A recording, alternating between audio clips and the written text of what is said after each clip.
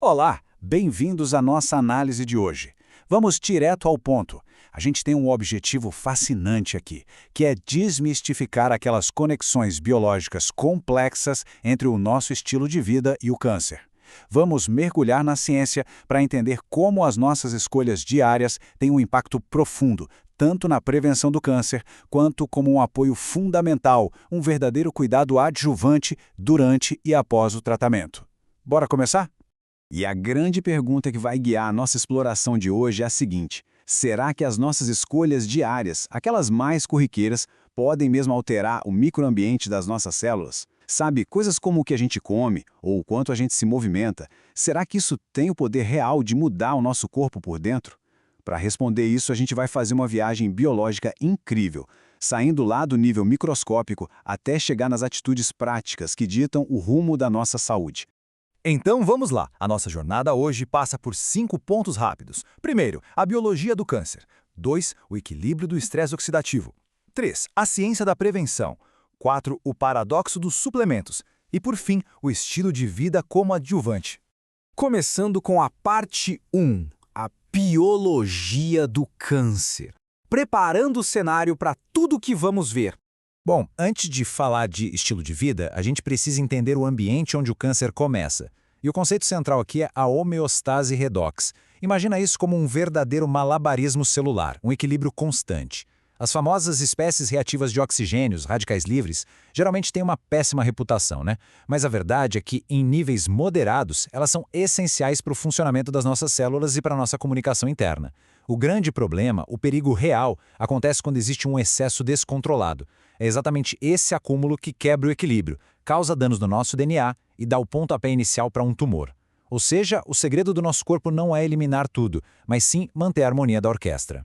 E essa imagem ilustra isso de um jeito brilhante. Olha só como a nutrição ruim e o sedentarismo não afetam apenas o nosso peso na balança. Eles bagunçam completamente o microambiente nutricional lá no nível celular. É justamente essa desordem sistêmica, essa falta dos nutrientes certos, que cria o clima perfeito para o dano no DNA se acumular. É como se a gente deixasse a porta aberta para que as células indesejadas comecem a se desenvolver. Avançando para a parte 2, o equilíbrio do estresse oxidativo, indo muito além dos simples exterminadores. Por muito tempo, a gente imaginava que os antioxidantes da dieta eram só umas vassourinhas biológicas, sabe? Limpando os danos ali de forma passiva. Mas a ciência mostra que a história é bem mais sofisticada. Eles não só limpam, eles conversam ativamente com vias de sinalização celular super complexas, como essas aqui da lista. Eles ajudam a modular a inflamação, dão suporte na regulação do nosso metabolismo e ativam as defesas internas do corpo. Basicamente, os antioxidantes atuam como diretores dessa orquestra celular para manter tudo funcionando nos eixos.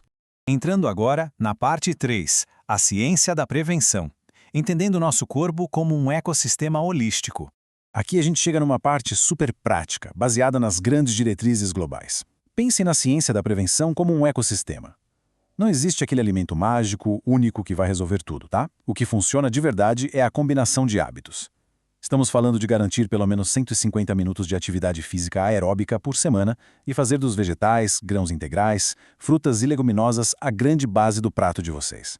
Essa combinação não vai lá e ataca a doença. Na verdade, ela transforma o seu corpo num estado metabólico que se torna extremamente hostil ao câncer.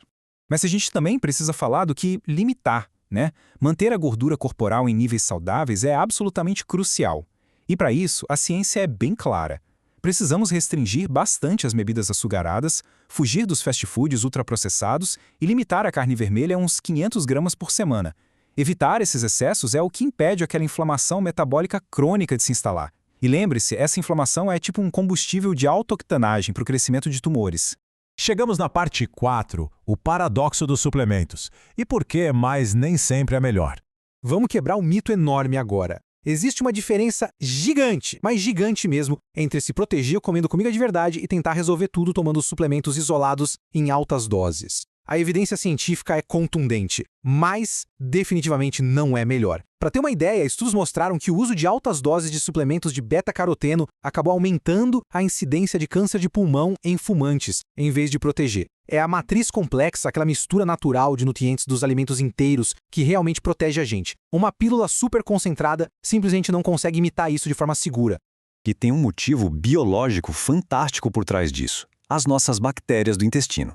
A nossa microbiota pega os compostos complexos da comida, tipo os polifenóis, e os transforma em metabólitos bioativos. É como se a gente tivesse um exército microscópico que pega a comida, personaliza o efeito dela e ativa a proteção dentro da gente, ajudando a equilibrar aquele estresse celular que vimos antes. Quando se toma suplementos isolados, muitas vezes a gente simplesmente pula esse ecossistema vital e perde toda essa modulação refinada. Bom, construímos toda essa base focada na prevenção, mas aí surge uma transição narrativa inevitável. E depois do diagnóstico? Como é que todo esse conhecimento se aplica quando a pessoa já está em tratamento ou se recuperando? O que nos leva é a parte 5, o estilo de vida como adjuvante, apoiando de perto essa jornada. Aqui a gente entra no aspecto adjuvante do tratamento. As maiores organizações de pesquisa do mundo recomendam fortemente que, após o tratamento inicial, sobreviventes de câncer devem seguir aquelas exatas mesmas regras de prevenção que acabamos de ver. E por que isso? Porque, felizmente, a medicina moderna permite que os sobreviventes vivam muito mais tempo. Então, adotar essas diretrizes ativamente ajuda não só a evitar que a doença volte, mas também previne o surgimento de novos cânceres e até de problemas cardiovasculares no futuro. Então, o ponto crucial da nossa análise é entender o impacto profundo que se movimentar e comer bem tem no corpo. Manter a atividade física consistente altera a química interna de verdade, ajuda a baixar os níveis de estrogênio, reduz a insulina circulante, diminui o estresse celular e otimiza o reparo do nosso DNA, além de dar aquele empurrão maravilhoso no sistema imunológico para ele ficar de olho em qualquer ameaça nova que possa aparecer. É fundamental deixar muito claro que essas mudanças no estilo de vida são um pilar de suporte. Elas trabalham lado a lado em equipe com a oncologia tradicional e os cuidados paliativos, para melhorar muito a qualidade de vida. A gente está falando de ciência baseada em evidências, tá? Fugindo de terapias alternativas sem comprovação e focando naquilo que realmente fortalece o organismo da pessoa e ajuda a passar por essa fase tão desafiadora com muito mais força e bem-estar global. E olha que interessante como essa tabela amarra tudo que a gente viu hoje. O simples ato de fazer uma caminhada ajuda na resistência à insulina. Comer um prato cheio de vegetais ativa nossas defesas lá pelo intestino. E dizer não para o fast food acalma a inflamação do corpo inteiro.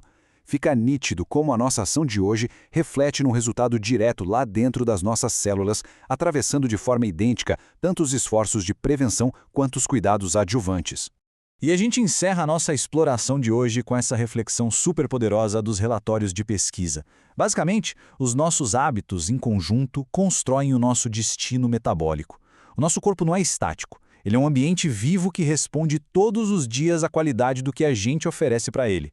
Então, fica aqui a provocação. Como as atitudes de hoje estão cultivando o ecossistema interno de amanhã? Muito obrigado por acompanharem mais essa análise e continuem curiosos sobre a ciência fascinante do nosso próprio corpo. Até a próxima!